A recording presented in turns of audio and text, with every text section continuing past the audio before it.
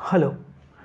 ऐसा बहुत बार होता है कि हम लोग एग्ज़ाम दे के आते हैं और आने के बाद अफ़सोस करते हैं और सोचते हैं यार ये टॉपिक तो पढ़ा हुआ था, पर इससे क्वेश्चन एक ऐसा आया जो हमें पता नहीं था या हमने पढ़ा था पर मिस कर गया।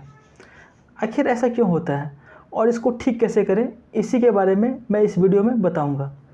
पर मैं इस वीडियो को स्टार्ट करने से पहले मैं आपसे ये सजेस्ट करूंगा कि ये वीडियो उन लोगों के लिए है जिन्होंने एक certain level of preparation achieve कर लिया है।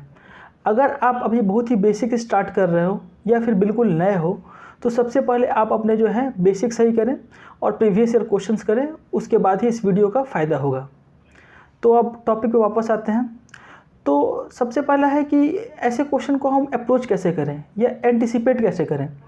मतलब इस तरह के क्वेश्चन को सॉल्व करने के लिए हमें ये सोचना पड़ेगा कि एक एग्ज़ामिनर कैसे सेट करता है। मानो आप एक एग्ज़ामिनर हो और आपको एक पेपर सेट करना है और आपको एक क्वेश्चंस दिए गए हैं, तो आपने सेट करना स्टार्ट किया। कुछ आप इजी क्वेश्चंस दोगे, कुछ सोचोगे थोड़ा डिफ़िकल्ट दें, तो हो सकता है आप बिल्कुल रेयर टाइप के क्वेश्चन दो। कुछ क्वेश्चंस ऐसे होंगे जो आप चाहोगे मीडियम लेवल में रहे या टॉपिक्स जो है वो सेम रहे। तो उसके लिए आप क्या करोगे, उसके लिए हम लोग जनरली क्या करेंगे कि क्वेश्चन बैंक लेंगे और जो टॉपिक है उसी से ऐसा क्वेश्चन सेट करेंगे जो पहले से कभी पूछा नहीं गया है। जैसे मैं एग्जांपल देता हूँ, जैसे सिस्टिक फाइब्रोसिस एक बहुत ही कॉमन टॉपिक है जो कि नीट पीजी में हमेशा पूछा जाता था। एक टाइम ऐसा था जब वो उसका केवल इनहेरिटेंस पूछते थे कि ये ऑटोसोमल रिसेसिव है या डोमिनेंट है या एक्स लिंक्ड रिसेसिव है। तो बहुत साल तक ये क्वेश्चन आया, लोगों ने याद कर लिया एक तरह से और सबने सही किया। अब धीरे धीरे क्वेश्चन का पैटर्न चेंज हुआ, क्रोमोसोम नंबर पूछना स्टार्ट हुआ। जैसे किस क्रोमोसोम पे होता है, तो क्रोमोसोम 7। अब इस स्टेप को एक लेवल और ऊपर अगर ले जाना हो तो हम क्या पूछेंगे कि क्रोमोसोम 7 के कौन से आर्म पे होता है, पी पे होता है या क्यू पे होता है। तो देखिए ये जो हमने इवोल्यूशन देखा क्वेश्चन का, ये हमको समझना है। तो इसीलिए अगर हम कोई टॉपिक पढ़ना है तो ज़रूरी है कि हम उस क्वेश्चन को वो जो टॉपिक पढ़ना है उस टॉपिक के हर पॉइंट को ध्यान से पढ़ें और सोचें कि ये क्वेश्चन बार बार पूछा जा रहा है तो फिर इसका नेक्स्ट स्टेप जो है पूछा जा सकता है। मैं एक और एग्जांपल दूंगा। बहुत पहले, मतलब जब मैं पीजी प्रिपेयर कर रहा था 2010-11, उस टाइम क्या था कि कॉन्जेनिटल हाइपरट्रोफिक पाइलोरिक स्टेनोसिस, जिसको CHPS बोलते हैं, उससे अक्सर क्वेश्चन एम्स के पीजी एग्ज़ाम में आते थे और अभी भी आते हैं। आप देखोगे तो मैक्सिमम क्वेश्चन का पैटर्न सिमिलर होता है कि या तो वो पूछते हैं कि इसमें किस तरह का इलेक्ट्रोलाइट एब्नॉर्मलिटी होता है या फिर पूछते हैं इसमें सर्जरी कौन सा होता है। तो हम लोग भी वैसे ही प्रिपेयर करते थे कि ठीक है CHPS है तो हाइपोक्लोरामिक हाइपोकैलेमिक मेटाबॉलिक एल्कोलिसिस होता है, और हम लोग बाकी कुछ नहीं पढ़ते थे। लेकिन एक साल मेरे को याद नहीं है, बट 2012 या 13 में उन्होंने बिल्कुल इसको चेंज करके और पूछा कि इसका डायग्नोस्टिक क्राइटेरिया क्या है। अब देखो, डायग्नोस्टिक क्राइटेरिया इससे पहले कभी नहीं आया था, पर CHPS ये टॉपिक जो था वो इम्पॉर्टेंट था। तो मतलब क्या हुआ कि अगर हम उसको अच्छे से पढ़ रहते तो हो सकता है हम उसको याद किए रहते और उसको हम एग्ज़ाम में सही करके आते।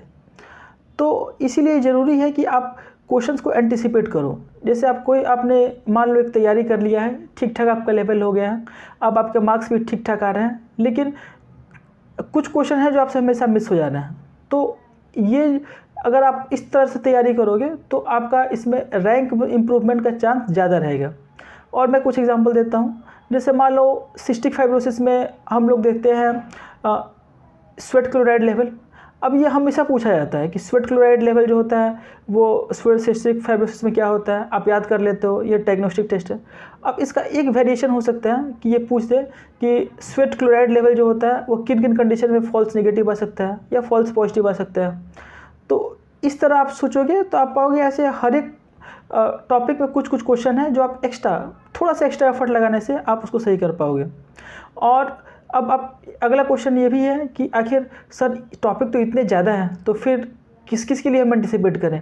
19 सब्जेक्ट्स हैं पीजी लेवल पे, सुपर स्पेशलिटी लेवल पे इतने डीप पढ़ना है, तो कैसे करें। तो इसका सबसे बेस्ट तरीका है कि जो भी क्वेश्चन पहले पूछे जा चुके हैं, प्रीवियस ईयर क्वेश्चन जो है, उसी में से हम एंटिसिपेट करेंगे। बाकी जो बिल्कुल नए out of the world type के रेयर टॉपिक्स हैं उसके लिए एंटिसिपेशन करने से कुछ ज़्यादा फ़ायदा नहीं होगा, क्योंकि हम उसको एंटिसिपेट नहीं कर पाएंगे क्या आने वाला है, और दूसरा सब कुछ हम पढ़ नहीं सकते।